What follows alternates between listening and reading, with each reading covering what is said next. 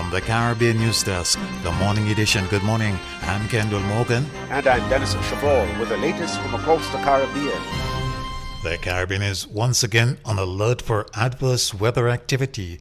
Forecasters say conditions are conducive for a broad area of low pressure in the Atlantic to develop and to pass near to or over the northeastern Caribbean in the next day or two. Residents of these islands have been advised to monitor the progress of the system. The region has this year already experienced a devastating passage of Hurricane Beryl, which hit Grenada and St. Vincent and the Grenadines on July 1st and southern Jamaica a few days later. The affected countries are still in the early stages of recovery from damage to housing, other infrastructure, utilities, and agriculture. In Guyana, the signing of an agreement for an increase in teachers' salaries later today hangs in the balance as the teachers' union first has to ratify a decision taken by negotiators. The Guyana Teachers Union was demanding a 39.5% increase for this year and a 30% for 2025 and 2026.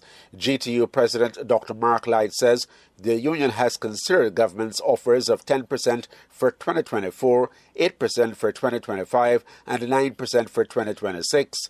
Asked if the union will be signing the agreement later today, the Teachers Union president told the Caribbean News Desk that much depends on today's meeting of the union's General Council. Earlier this year, teachers had staged a strike totaling just over 70 days. President of the United Nations General Assembly Denis Francis says the 50-nation Caribbean community CARICOM will have to resolve differences among their members on Venezuela's elections.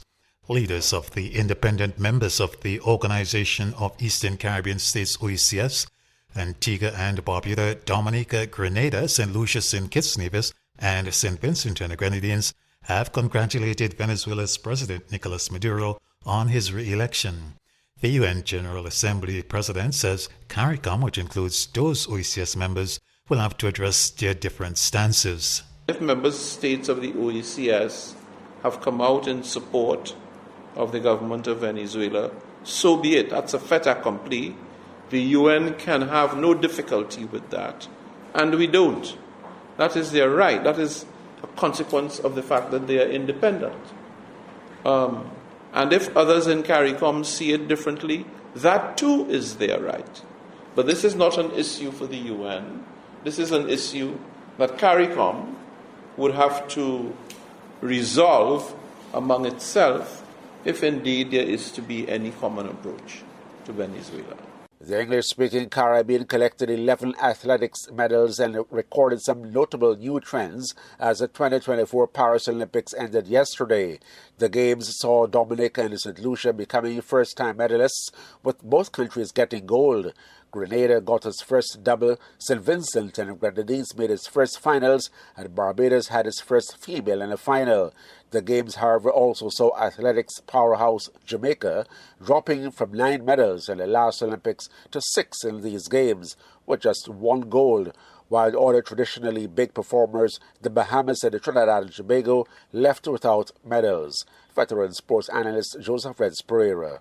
It was an unusual Olympics from the Jamaican point of view, because their star-studded female lineup, maybe slightly aging, but hurt, just didn't produce the kind of medals we expected in the individual 100 and 200 and in the 4x1 and the 4x4. We had a similar situation with the Bahamas, where their top runs just didn't seem to be in the very best shape. And the most disappointing ever performance by Trinidad and Tobago.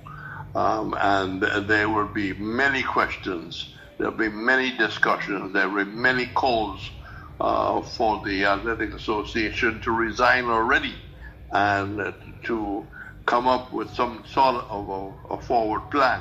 7 of the Caribbean's 11 medals were in field events, signaling another emerging trend for the region. Pereira tells the Caribbean News Desk it's an area the region needs to give focused attention.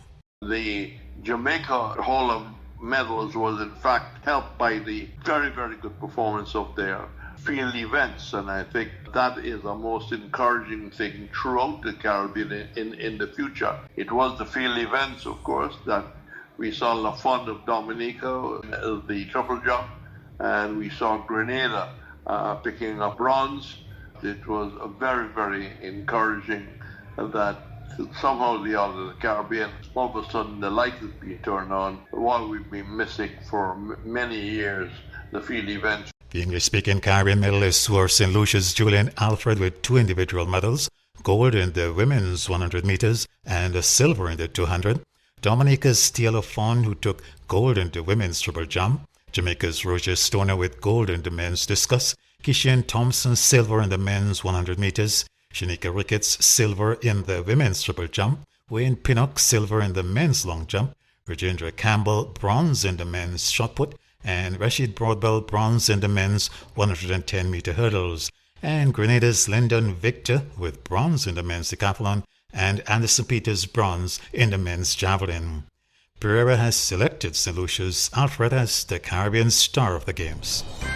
Well, this has been the morning edition from the Caribbean News Desk.